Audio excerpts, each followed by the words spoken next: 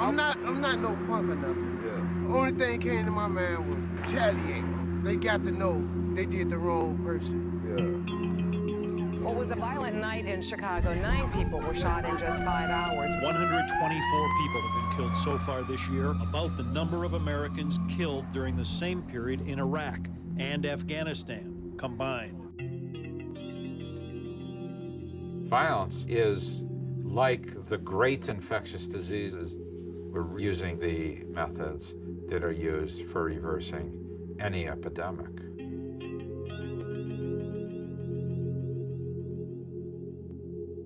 Have there been any conflicts mediated on the front end? The last 30 days has been nothing but violence. We've had, I think it's 18 shootings in the last 16 days, 10 of them dead. Most of the violence interrupters come from the hierarchy in some of these gangs. Because can't know anybody come in and tell a guy to put his gun down. I have the dirty dozen at the table. I was 11 years old when my father got killed. He got beat with some baseball bats. And that just messed me up. Started getting myself in trouble. I always found myself thinking about, man, I wish my daddy was here. Just to see how I changed and doing something positive, productive, so he could be proud of me. In order to stop a killing, you have to be able to intercept whispers. You have to work with the have-littles in America. And it's not easy work, because there's no way to resolve conflicts without confrontation. When I let loose, goddamn, they gonna know. Shouldn't have crossed me. I'm not with Ceasefire. But still, though, man, you got to shit, try to man. leave that shit alone, Man, though, I ain't man. leaving shit alone till I get these motherfuckers. But you was locked up before for the same shit, though. Man, I've been locked up 15 years in my life. What that mean? We just try try to offer you options and solutions to the problem. Man, fuck this shit. Fuck a problem. Fuck a solution. It's a rough one. But anytime you got a person who will stay there and talk with you, you got a chance of working it out with them. We could go out. When? That's what you want to do? When? We could go out now. Right now? Yeah. Let me go put my pistol up. When I was 18, a very close friend of mine was shot. I walked around with a gun on me and just hoping somebody would just come up to me and say, man, what's up, what you is? To this day, everything I do for my victim. This is where I got clean. This is my colostomy bag. You ended up shooting the guy, man, and the guys were getting killed or dying.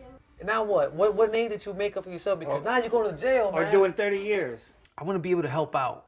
Some people, I can't. Even as much as I want to, they don't want the help.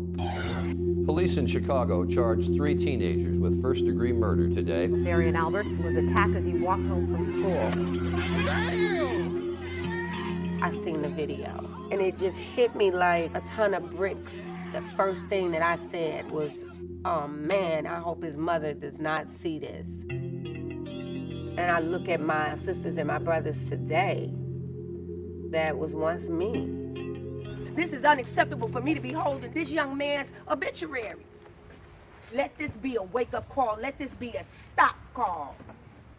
Who does this baby belong to? He just hanging around y'all, right? So he see everything that you all do, right? So if this brother right here catch a case, whose fault is it? Our fault.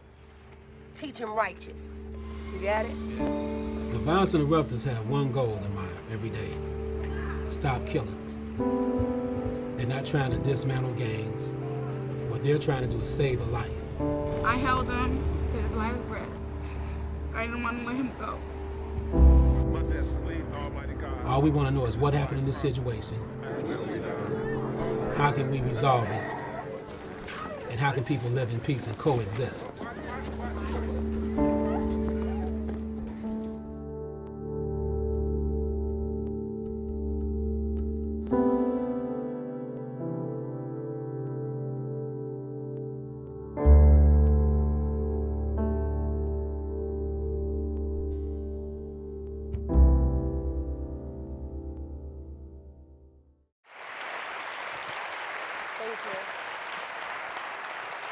Thank you. On behalf of Ceasefire, Kobe, Amina, and Marcus, we would like to thank you for joining us today and witnessing a little bit of this clip of some of the work that we do as violence interrupters in the city of Chicago. We've been around the country already this past few months. We've been in Sundance, we've been in Aspen, we've been in New York, Baltimore, Philadelphia. We've been pretty much in every state.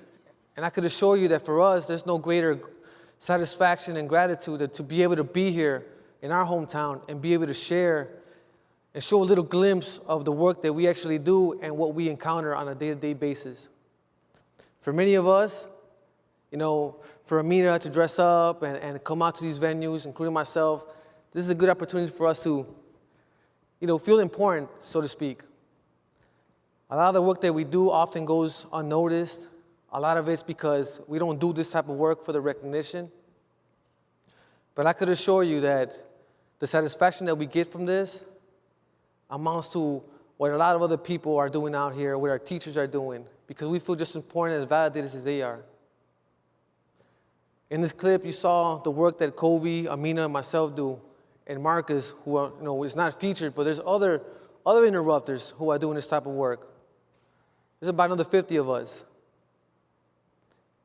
Now, we see the impact that we actually make in the communities. But because of budget cuts, because of state funding, we're always in a crisis.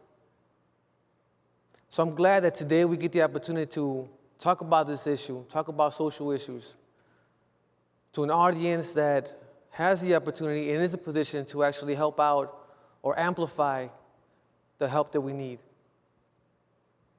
Often we come out here and we do these type of speeches and we try to engage people.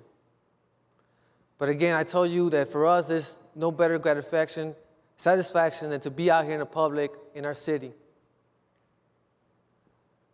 I want to share real quickly a story.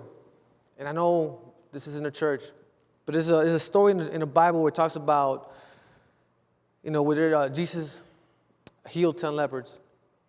These 10 individuals had leprosy, and after he heals them, out of those 10, only one came back. Well, here you have 4 people that after us recognizing that the opportunities that we have today is a blessing, we are here giving back. For us, this is our lives. We're exposing our personal lives. So imagine for 1 minute how embarrassing, it is for Amina to talk about her history, to talk about her family, about what she went through publicly, and for Kobe and myself. It is embarrassing to say that we were in prison. It is embarrassing to say, and very shameful to say, other stuff that we actually went to prison for. But looking past that, and looking at where we're at today, we're fortunate to be here today, and we are blessed to be here and be able to be the voice for the communities that we represent. Communities like Inglewood, communities like Little Village and Pilsen, in the west side of Chicago. Communities that maybe you are familiar or maybe you're not. But one way or another, the ripple effects that violence actually has, everybody in this audience is affected by it.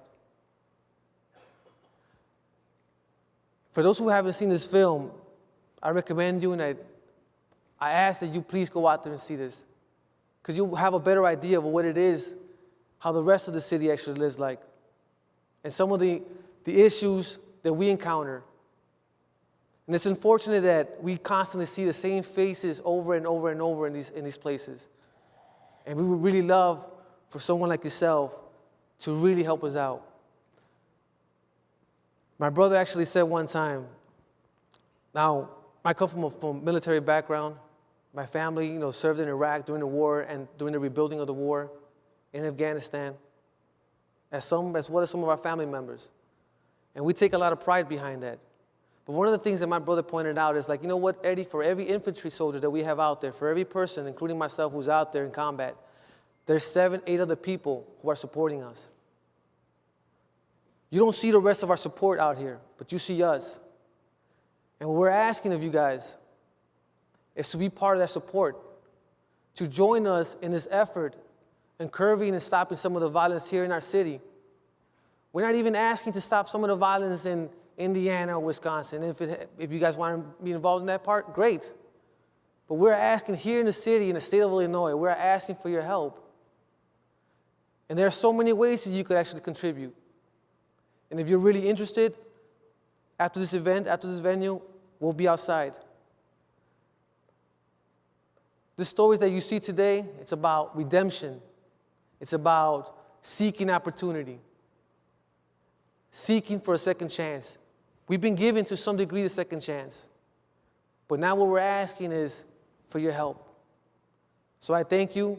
I thank on behalf of my coworkers and my colleagues. Thank you so much for your help.